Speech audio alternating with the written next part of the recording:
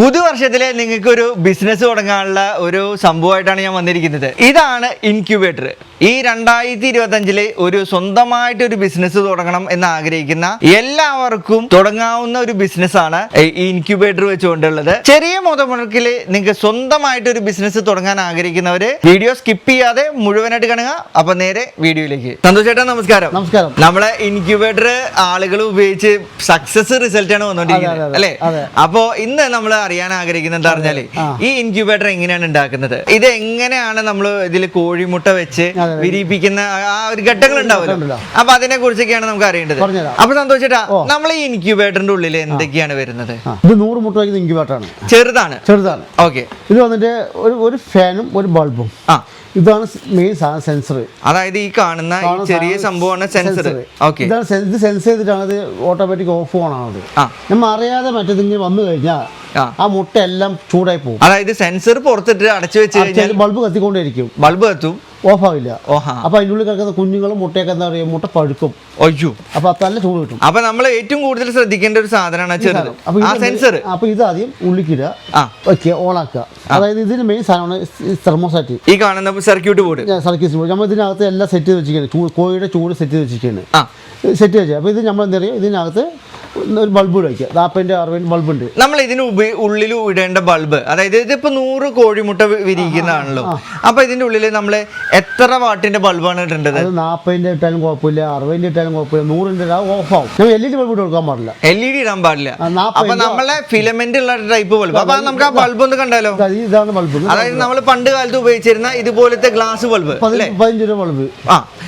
ഞാൻ കാണിച്ചത് ഗുണം എന്താ കാണിച്ചതാ. ആദ്യം ന്യൂസ് പേപ്പർ ഇരിക്കുക. ഇതിനുള്ളിൽ ന്യൂസ് പേപ്പർ ഇരിക്കണം.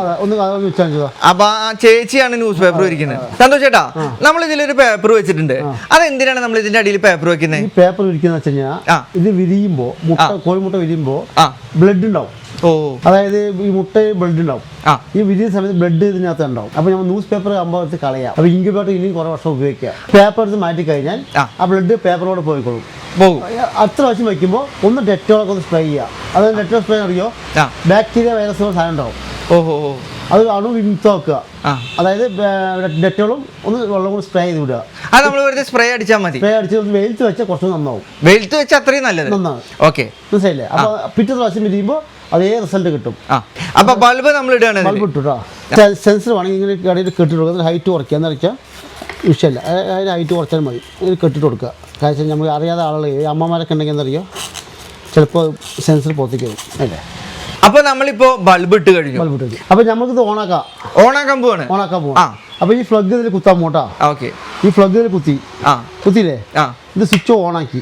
എല്ലാ സ്വിച്ച് ഓണാക്കി. ഇപ്പൊ ബൾബ് കത്തണ്ടോ? ബൾബ് കത്തണില്ലല്ലോ. അത് കത്തും, ഞാൻ പറഞ്ഞുതരാം. അതായത് നമുക്ക് കറണ്ട് ചാർജും നെറ്റ് കുറയ്ക്കാനുള്ള പരിപാടിയാണത്. നമ്മൾ ഉപയോഗിക്കുന്നത് ഇങ്ങനത്തെ ബൾബാണല്ലോ. 12 വോൾട്ട് അഡാപ്റ്ററാണ്. ഈ 12 വോൾട്ട് അഡാപ്റ്റർ കുത്തിയാൽ മാത്രമേ വർക്കാവുള്ളൂ. 12 വോൾട്ടിന്റെ അഡാപ്റ്റർ കുത്തി കഴിഞ്ഞാൽ ബൾബ് കത്തിയാൽ മാത്രമേ വർക്കാ.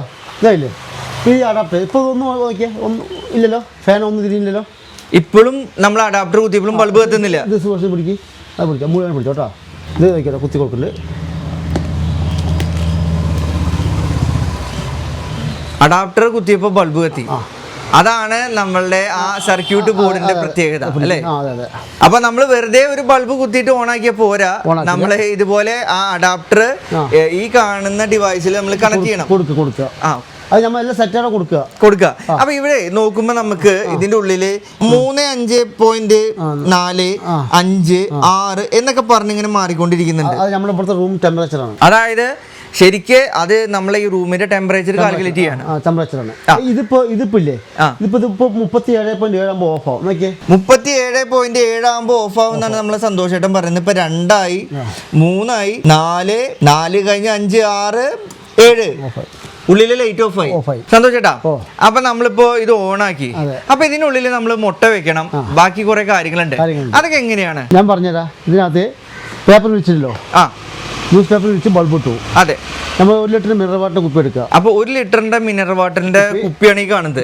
പക്ഷെ ഇത് കട്ട് ചെയ്തിട്ടുണ്ട്. ഒരു 3 ഇഞ്ച് ഹൈറ്റ് കട്ട് അടിയിൽ മുഴുക്കി കറക്റ്റ് ഫാനിന്റെ തൊട്ട് വെള്ളം വെക്കുക. നമ്മളിപ്പോ വെള്ളം വെച്ച് കഴിഞ്ഞു. അപ്പൊ ഇനി ഈ കോഴി മുട്ട വെക്കുന്നത് ആളുകൾക്ക് ഒരു സംശയം ഉണ്ടാവും എങ്ങനെയാണെന്നല്ല. ഇതിങ്ങനെ കുത്തിയിട്ടാണോ വെക്കേണ്ടത്? നമ്മള് കിടത്തി വെക്കണം. കിടത്തി വെക്കുമ്പോൾ നമ്മൾ കുറച്ചാണെങ്കിൽ പെൻസിൽ കടലാസ് വെച്ച് വരച്ചില്ലെങ്കിൽ കുഴപ്പമില്ല. 100 മുട്ട വയ്ക്കുകയാണെങ്കിൽ അതിനകത്തൊരു മാർക്കിട്ട് കൊടുക്കണം. ഒരു പെൻസിലും കൂടി വരയിട്ട് കൊടുക്കുക. ആ വര എല്ലാം മോളിക്കുകയാണെങ്കിൽ പിന്നെ തിരിച്ചു കൊടുക്കുന്ന സമയത്ത് ആ വര അടിക്കായി കൊടുക്കുക. പിന്നെ തിരിക്കുമ്പോൾ വര മോളിക്കാക്കുക. അങ്ങനെ ഒരു അടയാളം. അതായത് നമ്മൾ 2 നേരം ഈ മുട്ട തിരിച്ചും മറിച്ചും കൊടുക്കണം. 3 നേരം തിരിച്ചു കൊടുത്താൽ നല്ല സൗകര്യമായി. അത് നമ്മൾ എന്തിനാണ് അങ്ങനെ ചെയ്യുന്നുണ്ട്? അത് എല്ലാ ഭാഗത്തും ചൂട് കെട്ടണം. അടിവശം മുകൾ വശം ചൂട് കെട്ടണം. ഈ വിരിഞ്ഞ കുഞ്ഞുങ്ങൾക്ക് ചൂട് കെട്ടല്ലെങ്കിൽ അംഗവൈകല്യം സംഭവിക്കും. ഓഹോ. അതുപോലെ തന്നെ നമുക്ക് ഈ കോഴിമുട്ട അല്ലെങ്കിൽ താറാമുട്ട ഏത് മുട്ട വെച്ചിട്ടാണ് വിരിക്കുന്നത്. അപ്പൊ അവർക്ക് സംശയം ഉണ്ടാവും, നമുക്ക് കടയിൽ നിന്ന് മേടിച്ചൊക്കെ ഉപയോഗിക്കാൻ പറ്റുമോ? നമുക്ക് കടയിൽ നിന്ന് മേടിച്ച മുട്ട വിരിപ്പിക്കാൻ പറ്റും? മുട്ട പൂവല്ലാത്ത മുട്ടയാണ്. അത് 2-3 മാസം വെച്ചാൽ ആ മുട്ട ഫ്രഷ് മുട്ട വലിക്കും. അത് പൂവല്ലാത്ത മുട്ടയാണ്. അപ്പൊ നമ്മൾ കടയിൽ നിന്ന് മേടിക്കരുത്. കടയിൽ നിന്ന് വാങ്ങിക്കാൻ പാടില്ല. പിന്നെ വീടുകളിൽ നിന്ന് പൂവല്ലാത്ത മുട്ട വാങ്ങിക്കാൻ പാടില്ല. പൂവനുള്ള സ്ഥലത്ത് മുട്ട വാങ്ങിക്കുക. പൂവനുള്ള മുട്ടയാണെങ്കിൽ അത് 7 ദിവസം മേലെ കഴിഞ്ഞാൽ മുട്ട കേടാവും. പൂവല്ലാത്ത മുട്ടയാണെങ്കിൽ 2 മാസം 3 മാസം വെച്ചാലും മുട്ട കേടാവില്ല. അതാണ് ഇതിൻ്റെ കാരണം. ഇപ്പോൾ കടയിൽ നിന്ന് വാങ്ങുന്ന മുട്ട 3 മാസം വെച്ചാലും മുട്ട കേടാവില്ല. അതെന്താ കാരണം വെച്ചാൽ പൂവൻ ക്രോസിംഗ് ആകാത്തതുകൊണ്ടാണ്, ബ്ലഡ് ഇല്ലാത്തതുകൊണ്ടാണ്. അത് ബ്ലഡില്ലാത്ത മുട്ട വിരിയില്ല. അപ്പൊ അങ്ങനത്തെ മുട്ട മേടിച്ചു വെക്കുക. അപ്പൊ നമുക്ക് 21 ദിവസം സാധാരണ കോഴികൾ അടയിരിക്കുന്ന പോലെ 21 ദിവസം തന്നെയാണോ ഇതിലും വെക്കേണ്ടത്? 19 ദിവസം നമ്മൾ വിരിയാൻ തുടങ്ങും. 19ാമത്തെ ദിവസം നമുക്ക് റിസൾട്ട് കാണാം. 19, 20, 21 സമയത്ത് എല്ലാം വിരിഞ്ഞു കഴിയും. അപ്പൊ ഒരു സംശയം കൂടി ചോദിക്കാം.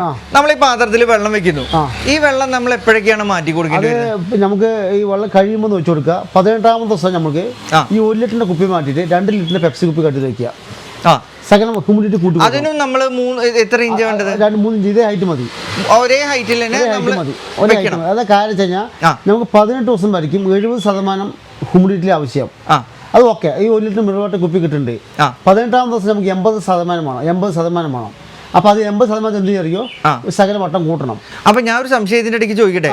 നമ്മളിവിടെ ഇരിക്കുന്ന ഈ സംഭവത്തിന് ഓട്ടോമാറ്റിക് കട്ട് ഓഫും കാര്യങ്ങളൊക്കെ ഉണ്ട്.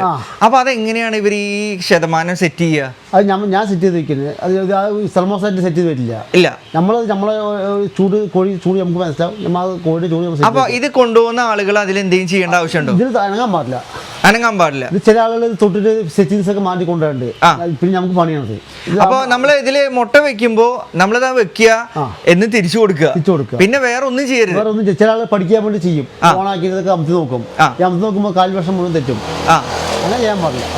അപ്പോ ഇത്രേ ഉള്ളൂ. നമ്മള് വാങ്ങിച്ചു കൊണ്ടുപോവുക, ഇത് വെക്കാൻ പറ്റിയ ഒരു സ്ഥലത്ത് വെക്കുക. നമ്മള് ഈ പറഞ്ഞ പോലെ വെള്ളം വെക്കുന്നത് ശ്രദ്ധിക്കുക. മുട്ട എന്നും തിരിച്ചു കൊടുക്കുക. 2 നേരം തിരിച്ചു കൊടുക്കുക. അപ്പൊ ഒരു സംരംഭം തുടങ്ങുന്ന ആളുകൾക്ക് ചെറിയ പൈസക്ക് 1800 രൂപ ചെറിയ സംരംഭം തുടങ്ങാം. അതായത് ഈ 100 എണ്ണത്തിന്റെയാണ് 1800 രൂപ വില. 200 രൂപ കൊറിയർ ചാർജ് 2000 രൂപ. നമ്മളിപ്പോ നമ്മളെ മുന്നിലിരിക്കുന്നത് 100 എണ്ണത്തിന്റെ പറഞ്ഞു. നമ്മളെ കയ്യിൽ എത്ര എണ്ണം വെക്കാവുന്ന? 100ന്റെയും 200ന്റെയും 2 സൈസ് ഉള്ളൂ. പിന്നെ പുറത്തേക്ക് 120 ഐസ് ബോക്സും അതാണ് കൊടുക്കാറ്. അപ്പൊ 100ന്റെ 200ന്റെയാണ് ലഭ്യമായിട്ടുള്ളത്. അപ്പൊ നമ്മളെ പുറത്ത് ഈ സൈഡിൽ ഇരിക്കുന്നതാണ് ഏറ്റവും വലുത്. 2 ബൾബ് 2 ഫാനാണ്. അത്ര വലുതാണ് ഈ 200ന്റെ. അതായത് ആ സൈഡിൽ കാണുന്നത് മൊത്തം 100ഉം ഈ കാണുന്നതാണ് 200ന്റെയും ഈ വലുതായിട്ടിരിക്കുന്നത് അല്ലേ? അപ്പോ 200ന്റെ ബോക്സ് എന്താണ് നമുക്ക് കോസ്റ്റ് വരുന്നത്? അത് 2500 ഉള്ളൂ. 100 എണ്ണത്തിന്റെ വരുന്നത് 1800. അപ്പോൾ ചെറിയ വ്യത്യാസമുള്ളൂ.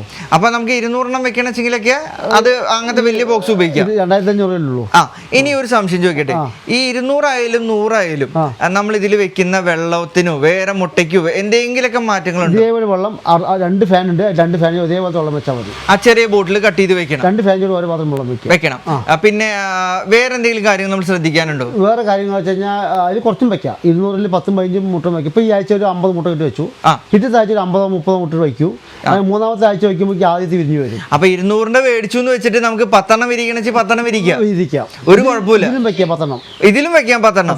അപ്പൊ വലുത് മേടിക്കുക, നമുക്ക് കുറച്ചേ വിരിക്കേണ്ട വെച്ച് വിരിക്കാം. വീട്ടാവശ്യമാണെങ്കിൽ ചെറുത് മതി. ഓക്കെ. ഇപ്പൊ ഇനി അറിയാനുള്ളത് എന്താ പറഞ്ഞാലേ, നമ്മളെ ആളുകൾക്ക് ഇത് വാങ്ങിക്കണമെങ്കിൽ എങ്ങനെയാണ് സന്തോഷേട്ടനെ സമീപിക്കാൻ പറ്റുന്നത്? എന്റെ നമ്പറിൽ വാട്സാപ്പിൽ മെസ്സേജ് അയച്ചാൽ മതി. ഞാൻ full A to Z details എടുക്കും. ലൊക്കേഷൻ അടക്കം ഞാൻ കൊടുക്കരുത്. ഓക്കെ. അപ്പൊ വന്ന് വാങ്ങിക്കുന്നവർക്ക് വേണമെങ്കിൽ വന്ന് വാങ്ങിക്കാം. കാര്യങ്ങൾ പറഞ്ഞു കൊടുക്കാം. അല്ലെങ്കിൽ നമ്മളെ കാര്യങ്ങൾ ഫുൾ ഡീറ്റെയിൽസ് ഞാൻ കൊടുക്കാം. ഇനി കൊറിയർ അയക്കാനാണെങ്കിലോ? കൊറിയർ അയച്ചു കൊടുക്കാറുണ്ട്. നമുക്കപ്പോ ഈ കൊറിയർ കേരളത്തിൽ മാത്രമാണ് നമ്മൾ ചെയ്യുന്നത്? എന്റെ ലക്ഷദ്വീപ്, ആൻഡമാൻ നിക്കോബാർ പോയിട്ടുണ്ട്. ഹൈദരാബാദ് പോയിട്ടുണ്ട്. കർണാടക എല്ലാവരും പോയിട്ടുണ്ട്. ഇത്രയും ഇൻക്യുബേറ്ററുകളുടെ അവൈലബിൾ ആണ്.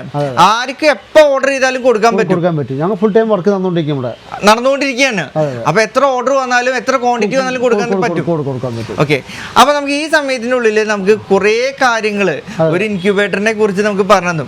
അപ്പൊ സന്തോഷ് ചേട്ടാ, ഇനിയും കുറെ ഉയരങ്ങളിൽ എത്തട്ടെ, കുറെ ഓർഡറുകൾ കിട്ടട്ടെ. അപ്പൊ സുഹൃത്തുക്കളെ, മറ്റൊരു വീഡിയോ ആയിട്ട് നമുക്ക് കണ്ടുമുട്ടാം എന്ന് പറഞ്ഞുകൊണ്ട് ഞാൻ നിർത്തുന്നു. നന്ദി, നമസ്കാരം.